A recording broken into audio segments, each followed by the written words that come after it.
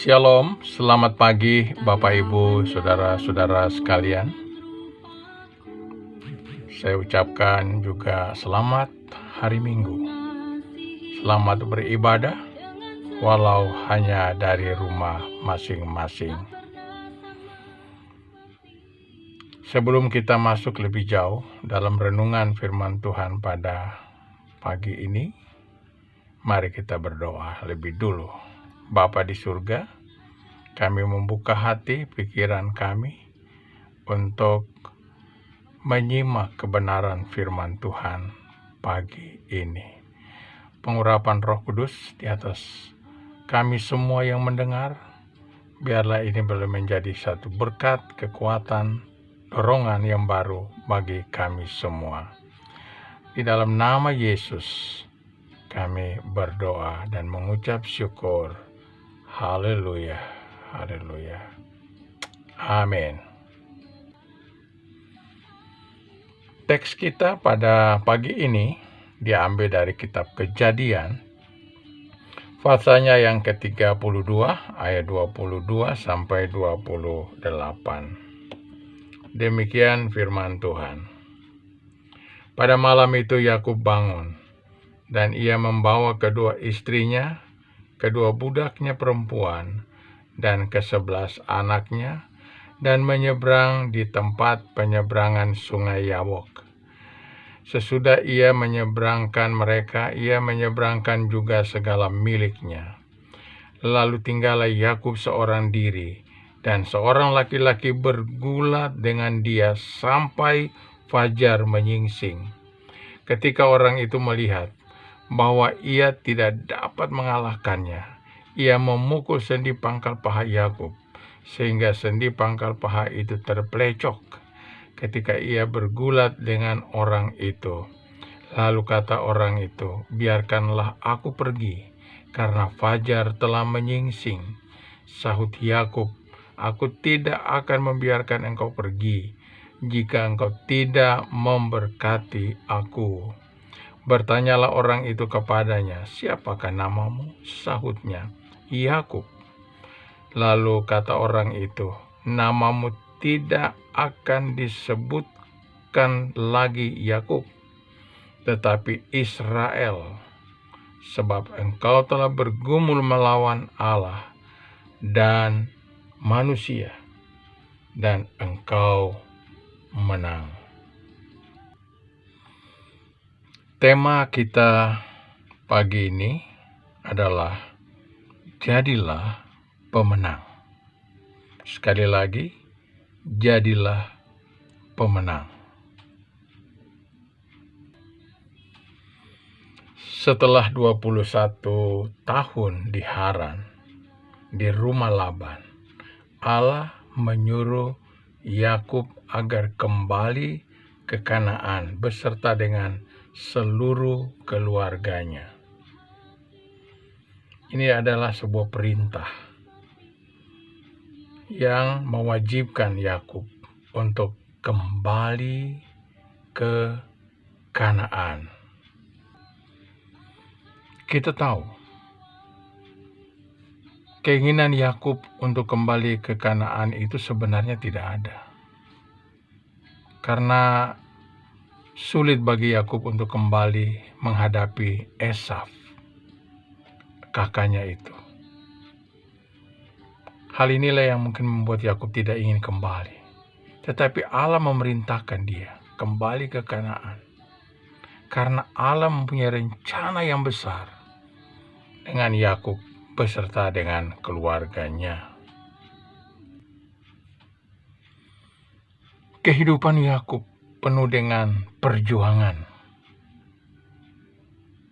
baik dalam perjalanan maupun selama berada di rumah Laban. Luar biasa, kita kenal siapa Yakub. Orang yang begitu gigih memperjuangkan hidupnya. Dari semua perjuangan, yang paling berat bagi Yakub adalah Yakub akan berhadapan dengan Esau. sesuatu yang begitu berat baginya. Dia membawa istri-istri, membawa anak-anaknya dan semuanya, dan kembali berhadapan dengan Esau. Hal yang berat, hal yang menakutkan bagi kita. Tahu pada akhirnya Yakub keluar sebagai pemenang. Ini adalah sebuah perjuangan hidup. Yakub seorang yang lemah, tetapi pada akhirnya dia keluar sebagai pemenang. Saudara dan saya, kita bukan manusia super. Kita juga manusia yang biasa. Dan kita juga harus dihadapkan kepada berbagai tantangan kehidupan. Dan saya percaya, jikalau Tuhan beserta kita, kita pasti akan menjadi pemenang. Seperti tadi saya katakan, jikalau Yakub bisa keluar sebagai pemenang, saya yakin saudara juga bisa keluar sebagai pemenang. Saudara-saudara adalah orang yang luar biasa, dan saya percaya itu pasti terjadi.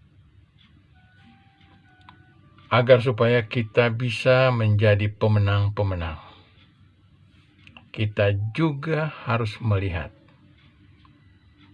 kunci kemenangan Yakub. Kiranya Yakub bisa menjadi contoh, menjadi teladan untuk kita agar bisa menjadi pemenang. Hal yang pertama, yaitu Allah menyertai Yakub dalam perjalanannya. Dan itu terbukti Allah menampakkan diri kepada Yakub di Betel. Allah menampakkan diri sehingga Yakub dalam perjalanan walaupun sendiri, dia tidak merasa takut dan gentar. Hal yang kedua, Yakub mentaati apa kata Tuhan. Tuhan mau agar Yakub kembali ke Kanaan beserta dengan seluruh keluarganya. Walaupun Bapak Ibu Saudara sekalian, ini bertentangan sebenarnya dengan kehendak Yakub, karena saya sudah katakan Yakub takut kembali ke Kanaan karena dia harus berhadapan dengan Esau, kakaknya itu. Dan disinilah kita melihat sebuah ketaatan kepada Tuhan menjamin sebuah kemenangan dalam kehidupan kita.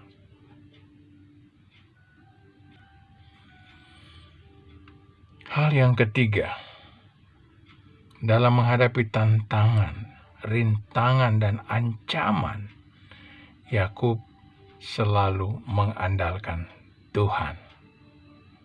Ini catatan penting bagi kita, contoh yang baik bagi kita. Hari-hari ini, hari-hari yang penuh tantangan, mari kita tetap mengandalkan Tuhan. Untuk mendapatkan pertolongan, jawaban, dan berkat dari Tuhan, Yakub bukan saja berdoa, tapi Yakub bergumul, bahkan sampai bergulat dengan Allah. Luar biasa Bapak Ibu Saudara-saudara sekalian, Yakub. Kiranya dia menjadi contoh, menjadi teladan yang baik bagi kita semua. Tidak sekedar kita berdoa, tetapi bila perlu ada doa, ada pergumulan, bahkan pergulatan, sampai Tuhan memberikan jawaban. Yang diharapkan dari Yakub adalah dia memberkati Yakub. Bapak Ibu Saudara-saudara sekalian, ada saatnya kita harus bergumul dengan tekun dalam doa sampai Tuhan memberkati hidup kita, sampai Tuhan menolong kehidupan. Demikian tadi Bapak Ibu Saudara-saudara sekalian, renungan firman Tuhan untuk kita di hari Minggu ini. Kiranya menjadi dorongan bagi kita, menjadi motivasi kepada kita, memberikan kita semangat dan harapan bahwa saudara akan menjadi pemenang karena Tuhan ada beserta dengan Bapak Ibu, saudara-saudara sekaliannya.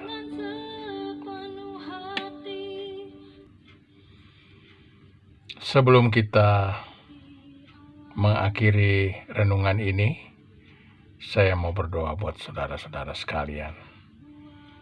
Bapa di surga, pagi ini hamba berdoa buat seluruh jemaat Tuhan Gereja Kemurnian khususnya, yang saat ini berada di rumah masing-masing.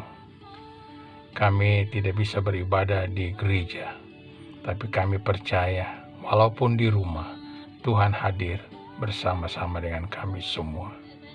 Berkati kesehatan, berkati pekerjaan dan usaha, berkati pendidikan anak-anak. Dan minggu berjalan ini, kiranya kami semua dalam perlindungan kuasa darah Yesus, agar kami bisa keluar sebagai pemenang-pemenang. Terpujilah Tuhan, terpujilah Tuhan. Haleluya. Baik Bapak Ibu Saudara sekalian, selamat beraktivitas, sampai kita jumpa di waktu yang akan datang.